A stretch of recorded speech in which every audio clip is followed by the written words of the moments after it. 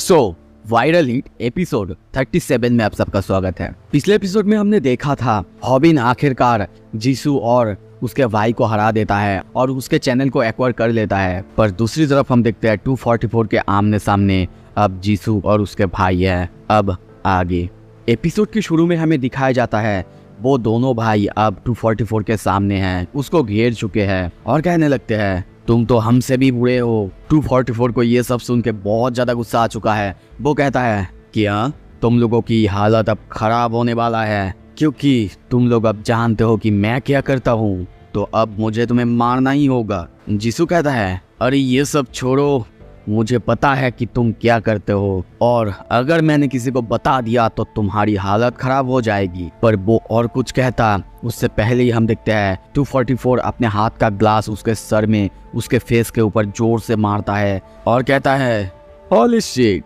क्या तुम लोग मुझे ब्लैकमेल कर रहे हो यहाँ पे। ये देख के पीछे से योक्सुक भी उसे मारने के लिए आता है, पर तभी अपने सर से हेडबट मारते हुए वो कहता है शायद तुमको ऐसा नहीं करना चाहिए था, शायद तुमको मुझे ब्लैकमेल करना नहीं चाहिए था या फिर बताना नहीं चाहिए था कि तुम लोग मुझे ब्लैकमेल कर रहे हो। और वो उन दोनों को मारने लगता है। तभी देखते हैं पीछे से जीसू आता है, उसे अपनी जिउ-जुत्सु टेक्निक से ग्रैब करने की कोशिश करता है, पर उसकी अटैक को आसानी से 244 टैकल करता है और उससे कहता है शायद तुमने अपनी पहली फाइट से कुछ भी नहीं सीखा जीसू। जीसू ये देख के बहुत ज्यादा हैरान होता है वो कैसे उसकी अटैक को टैकल कर सकता है। पर तभी देखते हैं वो कहता है तुम हमेशा अपने जिउ-जित्सु पर रियल फाइट के अंदर रिले नहीं कर सकते, पता है ना तुम्हें। और तभी देखते हैं वो उसकी टोपी खींचते हुए उसे वहां पे ले जाता है और कहता है तुम लोगों को कुछ भी नहीं पता है, कुछ भी नहीं, कि मैं क्या करता हूँ या फिर मैं किस तरह का इंसान हूँ। वो उसे टेबल पे रखते हुए अपने बाकी जो जितने सारे ग्लासेस थे उन सारे ग्लासेस से उसको मारने लगता है। अपनी बात कंटिन्यू करते हुए कहता है अगर तू जानता कि मैं क्या करता हूँ तो शायद तेरे पास इतना गुर्दा नहीं होता कि तू मुझे आके ऐसे धमकी देता। एक एक करके वहाँ पे जितने भी ग्लासेस थे वो उसको मारने लगता है। और तभी देखते हैं सियोंजुन को वीडियो कॉल करके कहने लगता है अरे क्या मैंने ज़्यादा मेस फैला दिया। ठीक है एक काम करना, मेरे लिए ये सारे कचरा थोड़ा सा हटा देना सियोंजुन। सीन शिफ्ट होता है। तभी हम रूमी को देखते हैं। हम देखते हैं कि वो फोटोशूट कर रही थी, बहुत सारे लोग भी थे वहाँ पे और वो लोग उसकी तारीफ करने लगते हैं। कुछ देर बाद फोटोशूट होने के बाद रूमी भी सबको थैंक यू कहती है। वो सारे लोग उसके तारीफ करने लगते हैं, उसके वर्क के तारीफ करने लगते हैं। पर कुछ देर बाद तभी हम देखते हैं वहाँ पे कोई बंदा आता है कॉफ़ी लेके। रूमी उसे देखते ही चौंकती है और उसके हाथ पकड़ लेती है और कहती है वांगुक। और हम यहाँ पे और कोई नहीं वांगू खान को देखते हैं, यानी वन पंच टीवी से वांगू खान को देखते हैं। रूमी उसे देख के बहुत ज़्यादा खुश होती है, उसके हाथ पकड़े हुए है, पर वहाँ पे जो कॉफ़ी था वो पूरा कॉफ़ी स्प्लिट हो चुका है। वांगुक भी उसे देख के बहुत ज़्यादा हैरान हो चुका है और कहता है क्या रूमी। सीन शिफ्ट होता है। कुछ देर बाद हम उन दोनों को बाहर एक साथ देखते हैं। वांगुक उसको सब कुछ बताता है कि कैसे वो यहाँ पे काम पे लगा, पर रूमी वांगुक को कैमरा लेके कहने लगती है तो तुमने यूट्यूब छोड़ दिया और उसके बाद एक स्टूडियो में काम करना चालू कर दिया। पर मैं यहाँ पे आई पता है क्योंकि मुझे इस स्टूडियो से मैसेज आया था। वांगुक उसे बताता है मैं यहाँ पे सबसे ज़्यादा यंगेस्ट हूँ, इसीलिए मुझे ऐसे ट्रीट किया जाता है, पर मैं फ़ोटोज़ लेना चाहता हूँ, पर अब तक ऐसा कोई मॉडल या फिर कोई नहीं मिला। फिर वो हॉबिन के बारे में बताता है और कहता है मैंने देखा हॉबिन यहाँ पे तुम्हारे साथ नहीं आया है। रूमी कहती है क्यों हॉबिन यहाँ पे क्यों आएगा। तभी वांगुक कहता है क्योंकि तुम लोग डेट कर रहे हो। ये सुन के रूमी बहुत ज़्यादा गुस्सा होती है या फिर शर्मा जाती है और कहती है नहीं ऐसा बिल्कुल नहीं है, तुमको ये सब किसने बताया। वो कहता है नहीं देख के तो ऐसा ही लगता है। रूमी तभी कहती है नहीं तुम कुछ भी नहीं जानते और बिना जाने ऐसे ही स्टूपिड चीज़ें प्रिटेंड करना बंद करो। पर वो खुद मन में सोचती है हाँ हो सकता है ये सच है, क्योंकि उसने मेरे साथ जो किया, मेरी जैसे मदद की या फिर मेरे लिए जो कुछ भी उसने किया है, उन सब के बाद अगर मैं बोलूँ कि मैं उसके लिए कुछ भी फील नहीं करती तो शायद ये गलत हो जाएगा। सीन शिफ्ट होता है। तभी हम हॉबिन को देखते हैं जो कि भूमि से 15 मिनट तक बात कर चुका है और ये वो स्नैपर को बहुत ही प्राउडली बता रहा था और कहता है अरे पता है तुम्हें मैं भूमि से 15 मिनट तक बात कर रहा हूँ। स्नैपर कहता है अरे तू तो प्लेयर है ब्रो, जा अभी उसे पूछ क्या, उसे शायद तुझे बाहर डेट के लिए पूछना चाहिए। फोन से भूमि कहती है मैंने अब तक हंगाप नहीं किया है। रूमी अभी भी कंटिन्यू करती है और कहती है पर मैं कुछ भी नहीं कर सकती अगर उसकी अटेंशन कम्प्लीटली कहीं और ही है। वो वांगुक से कहता है, नहीं ऐसा बिल्कुल नहीं, मेरा ड्रीम गाई वो तो बिल्कुल अलग है, जिसके पास एक बिल्डिंग होगा वैसा ही होगा मेरा ड्रीम गाई। और तभी वांगुक कहता है, आई एम सॉरी पर मुझे जाना होगा। पर तभी रूमी उसके पिछवाड़े में मारते हुए कहती है, अरे अरे ऐसा कुछ भी नहीं है, और वैसे भी तुम मुझसे सॉरी क्यों कह रहे हो? जो कुछ भी हुआ है वो तो गलती से हुआ है ना, और तुम अब जब मुझसे सॉरी कह रहे हो, ठीक है चलो कहीं मुझे ट्रीट दे देना, चलो कभी ग्यूल के साथ मिलके कहीं और पार्टी करते हैं। ये सुन के वांगुक उसकी तरफ देख के बहुत ज़्यादा शर्मा जाती है, ब्लशिंग करने लगता है, और आई थिंक कि वो उसके पैर में गिर चुका है ऑलरेडी। पर तभी वांगुक का कॉल आता है। पर दूसरी तरफ जब वो रूमी की तरफ देखती है कि रूमी उसके कैमरे से एक फ़ोटो खींचती है। उसके पूछने पे रूमी कहती है, तुमने कहा था ना अब तक तुमने किसी भी मॉडल का फ़ोटो नहीं लिया है, तो ये रहा तुम्हारे लिए ये फ़ोटो, ये देखना और चीयर अप हो जाना। ये फ़ोटो देख के वांगुक और ज़्यादा ब्लश करने लगता है। सीन शिफ्ट होता है, दूसरी तरफ हम एक बंदे को देखते हैं जो कि फ़ोटोशूट रिज्यूम करने के लिए कहता है। तभी वहाँ पे और एक बंदा आता है और कहता है, लगता है कि मैंने तुम लोगों को ब्रेक के ड्यूरिंग पकड़ लिया है। वो बंदा पीछे देखते हुए हंसते हुए कहता है, अरे बिल्डिंग का ओनर यहाँ पे क्या कर रहा है? वो बंदा कहता है, मैं यहाँ पे तुम लोगों की शूट को इंटरप्ट करने बिल्कुल नहीं आया हूँ। रूमी सामने देखते हुए चौंकती है क्योंकि उसे पता चलता है कि ये है बिल्डिंग का ओनर और ये बहुत ज़्यादा सुंदर और बहुत यंग है। वो बंदा सामने देखते हुए कहता है, देख के लगता है कि कुछ नए चेहरे यहाँ पे आए हैं। और दूसरा बंदा रूमी और वांगुक के बारे में उसे बताता है कि रूमी नया एक मॉडल है और वांगुक उनके लिए नया काम करने आया है। वो रूमी को कॉफ़ी देता है और बहुत ही अच्छे से उससे बातें करने लगता है। और दूसरी तरफ रूमी भी वो कॉफ़ी लेके बहुत ज़्यादा खुश होती है। वो दोनों एक दूसरे से बहुत ही अच्छी तरह से बातें करने लगते हैं। पर दूसरी तरफ हम देखते हैं किसी के हाथ में 2 कॉफ़ी, और ये और कोई नहीं बल्कि वांगुक है। वो 2 कॉफ़ी लाया था, एक अपने लिए एक रूमी के लिए। शायद उसको एक साथ पीना था पर शायद वो उसे बता ना सका। सीन शिफ्ट होता है, दूसरी तरफ हम देखते हैं योल्गा को। वो कहता है, ये सब कुछ बहुत जल्दी है, तुम्हें उस आदमी के बारे में कुछ भी नहीं पता है गोल्डीलॉक्स। बताओ मुझे कौन से ग्रोन अप्स होते हैं जो कि अपना बिजनेस कार्ड ऐसे ही किसी को दे देते हैं? रूमी कहते हैं, तुमने तो अब तक उस आदमी को देखा भी नहीं, ऐसे कैसे कह सकते हो? तभी वहां से हॉबिन और स्नैपर जा रहे थे। उन दोनों के पूछने पे योल्गा बता देती है रूमी को कोई आदमी पसंद करता है और वो उसे यहाँ तक कि अपना बिजनेस कार्ड भी दिया है। रूमी उनको सारा सिचुएशन बताता है, यहाँ तक कि रूमी और योल्गा का बहस भी चलने लगता है। रूमी कहने लगती है, नहीं वो मुझे पसंद नहीं करता, और योल्गा कहने लगता है, बिल्कुल करता है, इसीलिए तो तुमको उसने बिजनेस कार्ड दिया है ना। मैं अपने से बड़े आदमी पे बिल्कुल इंटरेस्टेड नहीं हूँ। और तभी हॉबिन की तरफ देखता है और कहता है, सो तुम्हें क्या लगता है हॉबिन?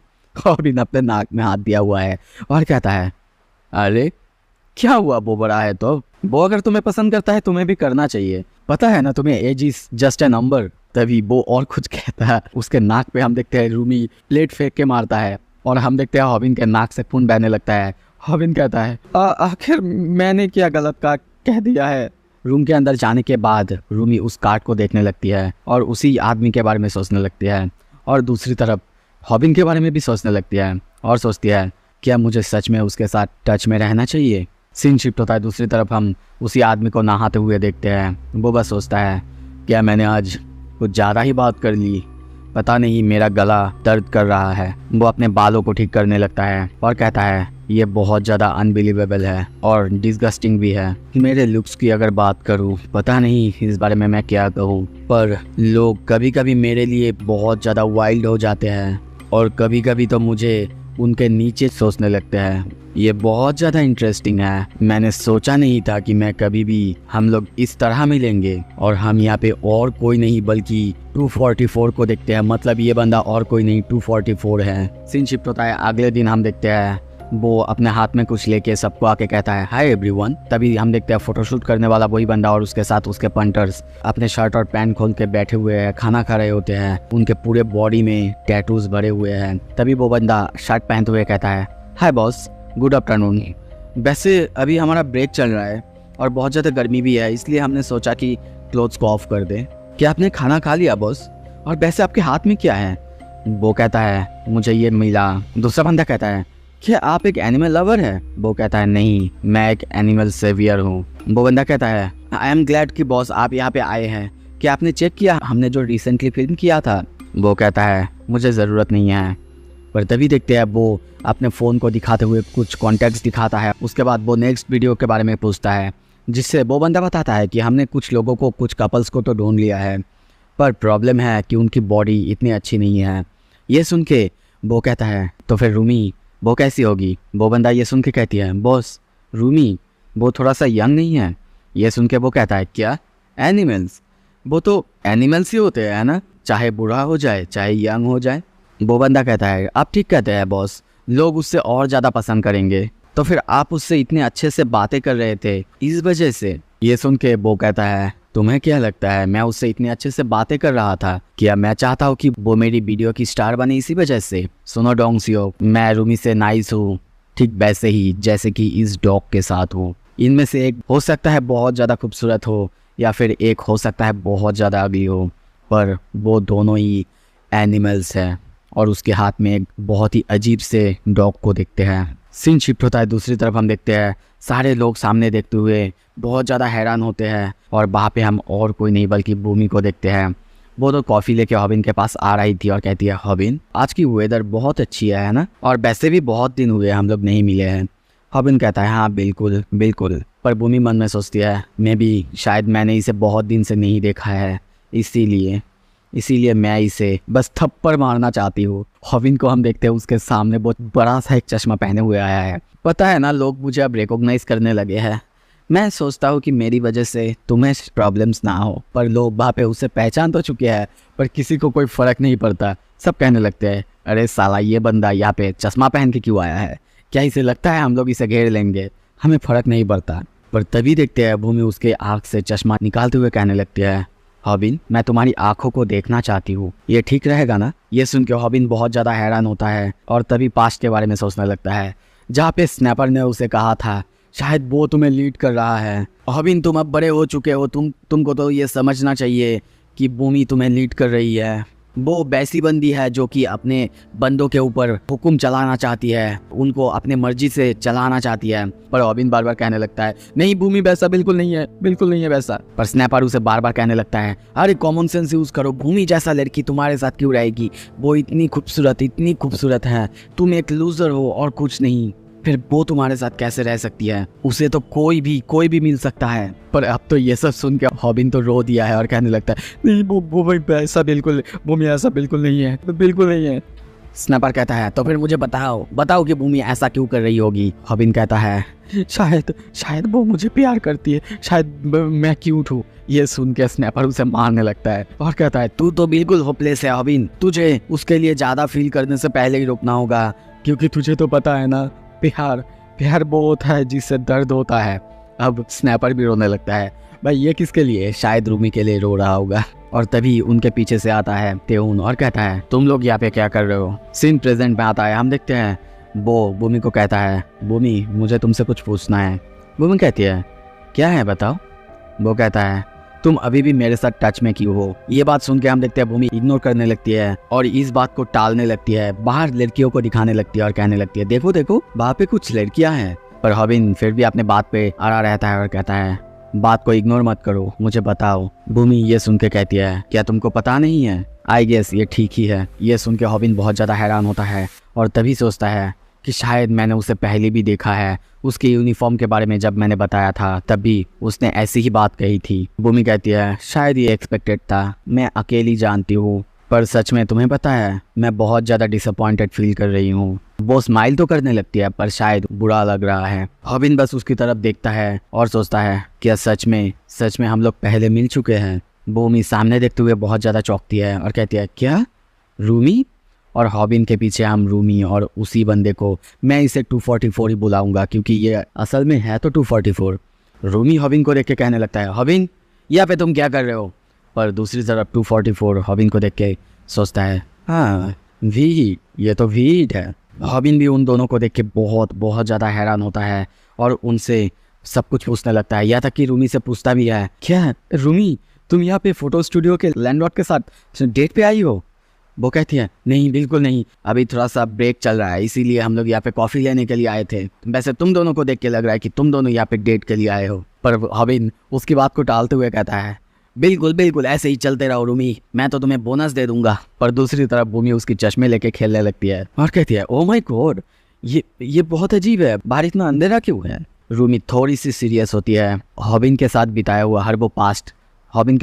हुआ पास्ट हर वो वक्त के बारे में सोचने लगती है जब हॉबिन ने उसकी मदद की थी या फिर उसकी केयर की थी। अगर उसको कोई और ही पसंद था, शायद पहले मेरे साथ इतने अच्छे से बातें और इतने अच्छे से बिहेव नहीं करना चाहिए था। दूसरी तरफ हम देखते हैं रूमी और हॉबिन अब तो प्यार में डूब चुके हैं। रूमी हॉबिन को फ्लावर देने लगती है, पर हॉबिन कहता है, अरे मुझे बताओ यहाँ पे रियल फ्लावर कौन है। भूमि कहती है, चुप रहो। पर कुछ देर बाद हम देखते हैं हॉबिन मिस्टर लैंडलॉर्ड या फिर 244 से बहुत ही एक्साइटमेंट में पूछने लगता है, मैंने सुना कि आप बहुत अमीर हैं, आपके पास बहुत सारे ज़मीन और बहुत सारे बिल्डिंग्स हैं, तो शायद आपको काम करना नहीं पड़ता होगा। वो बताता है, नहीं ऐसा कुछ नहीं है, अभी तो मैं बैठा हुआ हूँ, पर पहले जब बिल्डिंग बन रहा था तब मैं काम कर रहा था। और हॉबिन को इतना एक्साइटेड देख के वो कहता है, क्या तुम मेरे लिए काम करना चाहोगे? मुझे लगता है कि तुम बहुत अच्छे काम करोगे। हॉबिन बहुत खुश होता है और कहता है, बिल्कुल बिल्कुल।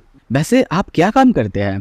ये सुन के 244 थोड़ा सा स्माइल करता है और कहता है, ओ तुम्हें पता है ना, बस ये और वो अपने बहुत सारे काम के बारे में सोचने लगता है। हॉबिन ये सब सुन के बहुत खुश होता है, उसके काम के बारे में सुन के बहुत खुश होता है। पर कुछ देर बाद 244 रूमी को कहता है, लगता है कि हमें जाना चाहिए। और रूमी हॉबिन को बाय कहते हुए चली जाती है। हॉबिन रूमी को देखते हुए कहती है, रूमी ऐसे ही हाथ से जाने मत देना, तुम्हें पता है ना age is just a number. Rumi जाते हुए कहती है, शट अप हॉबिन। हॉबिन उनको देखते रहता है और कहता है, सच में वो लोग साथ में बहुत बहुत क्यूट लग रहे हैं। सीन शिफ्ट होता है, शाम को हम देखते हैं सब रनिंग कर रहे होते हैं। वहीं पे 244 को देखते हैं, वो भी रनिंग करने ही आया था और फ़ोन में बात कर रहा था और कहता है, हमें शायद रूमी को फिल्म करने का डेट फिक्स करना चाहिए। और उसके फ़ोन में कोई कहता है, रूमी को फिल्म करने का डेट फिक्स कर लिया है बॉस, हम लोग बिल्कुल वैसे ही मेथड्स का यूज़ करेंगे जैसा कि हम नॉर्मली करते हैं। ये सब सुन के वो अप्रूव कर देता है, पर तभी सामने देखते हुए चौंकता है क्योंकि सामने और कोई नहीं, वांगू खान था। वो भी यहाँ पे रनिंग करने आया था और कहता है, अरे तुम तो फोटो स्टूडियो से हो ना, लगता है कि तुम भी रनिंग करना पसंद करते हो। वांगू कहता है, बिल्कुल।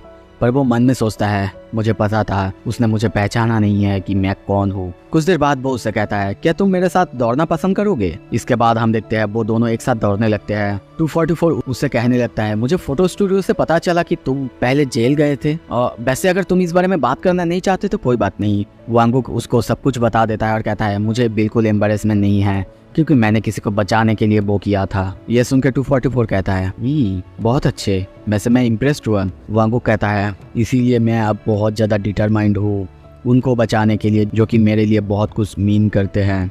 वैसे अभी मैं किसी के पास जाने की कोशिश कर रहा हूँ। वो रूमी के बारे में सोचता है, तभी कंटिन्यू करते हुए कहता है, क्या तुमको समझ में आ रहा है? 244 बहुत हैरान होता है। वांगुक फिर से कहता है, और मैं ये सब इसीलिए बता रहा हूँ, अगर तुमने रूमी के साथ कुछ भी गड़बड़ किया तो मैं तुम्हें मार डालूंगा। 244 ये सुन के 244 बहुत ज़्यादा हैरान होता है। सो अब आगे क्या होगा, आखिर 244 का प्लान क्या है, सब कुछ अगर जानना है वीडियो देखते रहो, सब्सक्राइब करते रहो। वीडियो अच्छा लगे तो लाइक करो। Thank you so much.